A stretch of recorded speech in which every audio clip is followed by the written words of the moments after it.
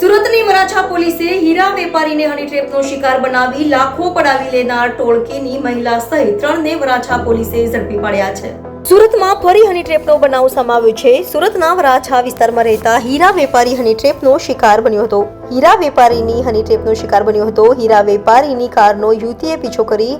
શરીર સુખની ઓફર આપી હતી અને ત્યારબાદ હીરા વેપારીનો સંપર્ક કર્યા બાદ હીરા વેપારીને ફોન કરી બોલાવ્યો હતો।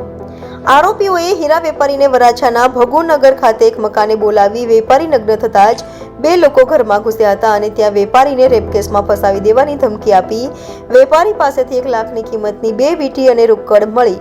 1,45,000ની મત્તા પડાવી લીધી હતી અને આ મામલે વેપારીએ વરાછા પોલીસ મથકે ફરિયાદ નોંધાવતા વરાછા પોલીસે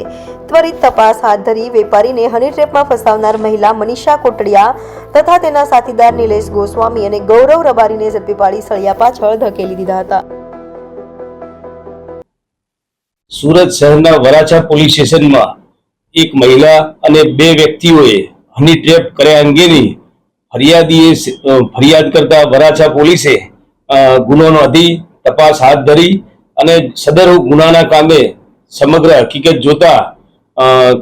એક મહિલા કે જે હાલના ફરિયાદીને પોતે એક્ટિવા લઈ અને પોતાની 4 વ્હીલર લઈ જતા હોય છે તે વખતે તેમની પાછળ પીછો કરી અને મિત્રતા કેળવી અને એકાંતમાં મળવા માટે બોલાવી અને એ દરમિયાન એના પતિ આવી ગયા તેવું કહી અને વરાછા પોલીસ સ્ટેશનના વિસ્તારમાં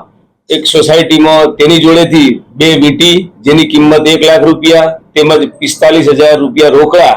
એ રીતે 1,45,000 રૂપિયા તેમની જોડે પડાવી લીધેલા અને આ બાબતે પોલીસે એક અજાણી મહિલા તેમજ 2 અજાણ્યા વ્યક્તિઓ વિરુદ્ધમાં ફરિયાદ નોંધાવેલ હતી। વરાછા પોલીસ ઇન્સ્પેક્ટર અને તેમની ટીમે આ ગુનાના કામે 3 આરોપીઓની ધરપકડ કરેલ છે, જેમાં જે મહિલા હતી 35 વર્ષની આશરાની ઉંમર બતાવેલ હતી તે મહિલા તેમજ ગૌતમ તેમજ નિલેશ નામના 2 ઈસમોની પણ અટકાયત કરવામાં આવેલ છે અને હાલ તપાસ ચાલુ છે।